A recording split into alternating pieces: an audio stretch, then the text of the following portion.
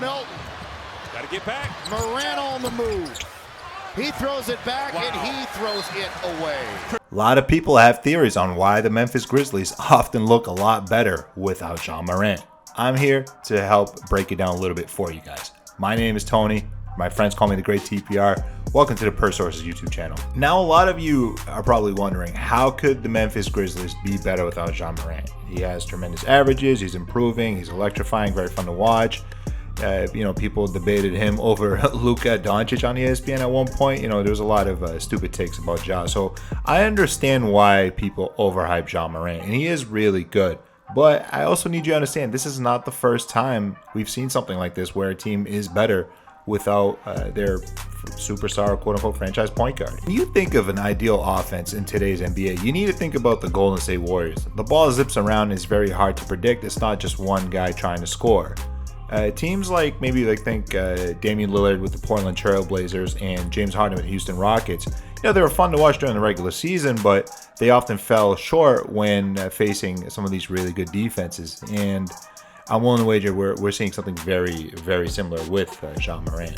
So we can establish right off the bat that I'm not a fan of isolation basketball, and I'm a big fan of the teams that move the ball. Well, how does that apply to the Memphis Grizzlies, and are they actually better without Ja Morant? Obviously, that's a very complicated question, but we can start by looking at Ja Morant on the offensive end. There is a lot of isolation basketball, a lot of dribble down the clock.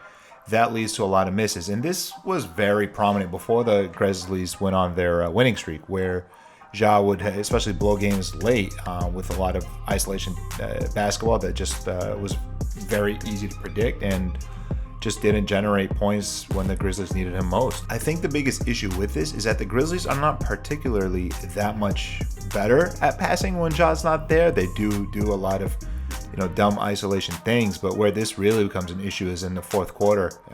I could point to countless games. Basically, if you just look at the Memphis Grizzlies game log and look at any game the Grizzlies lost in a close game and look up Ja's play-by-play, and you'll see an isolation force that was a miss or something like that. Doesn't matter if you're Damian Lillard, James Harden, Kyrie Irving, or Ja Morant. Isolation basketball is not fun to watch, and it's very predictable, and it's probably the lowest basketball IQ way you want to play the game. One big misconception is that NBA defenses are somehow softer or easier because they don't hand check or they don't try to do damage to you as you're in the air. Well, that's not true. NBA defenses are the best they've ever been, and Ja Morant really puts his body at risk with these attacks. So even when he's not missing isolation attacks, I also worry a lot about Ja Morant putting his body at risk, and that forces him to miss a lot of games. And the sad part is, because of how he plays, he's not really adding much to the team. I know it's crazy to say, but he's not adding that much to the Memphis Grizzlies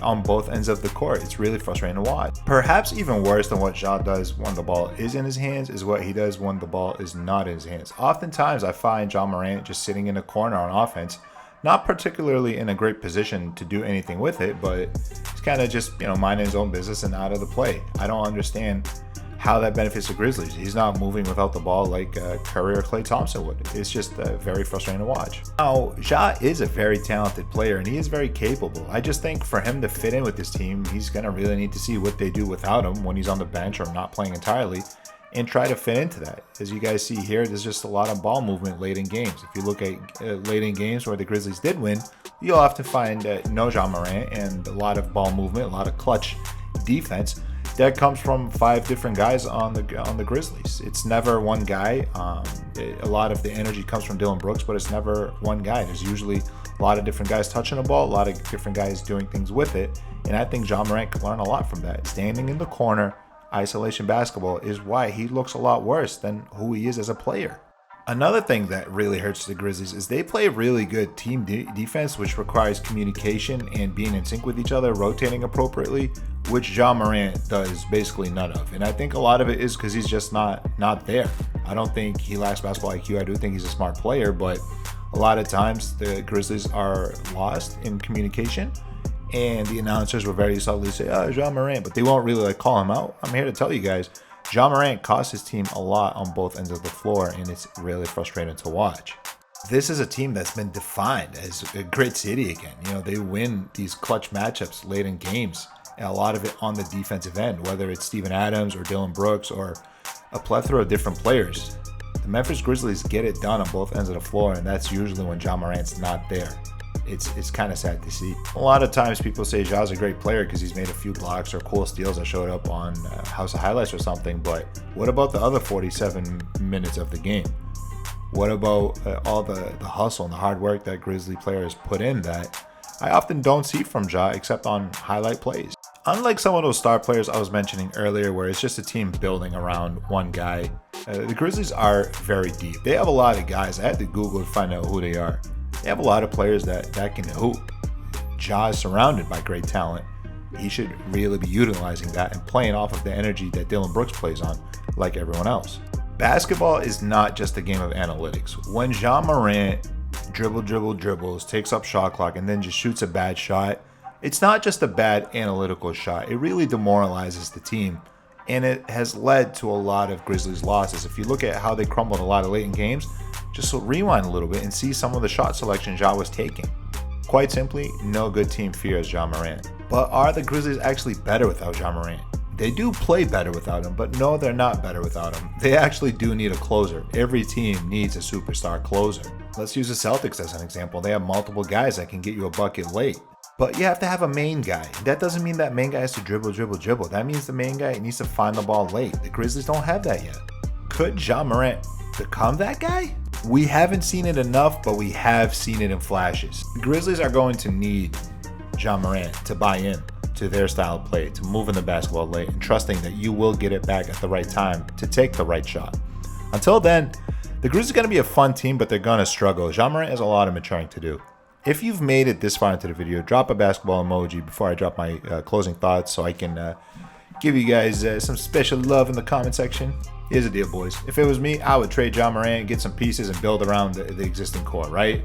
Well, I'm not the GM of the Memphis Grizzlies, and they better hope that Ja Morant develops into the player that they think they have and hope they can get. From my perspective, he's been injured a lot. He ball hogs just like a lot of great, highlight point guards. And his defense is sus, but I think that's mostly because he's just missing games.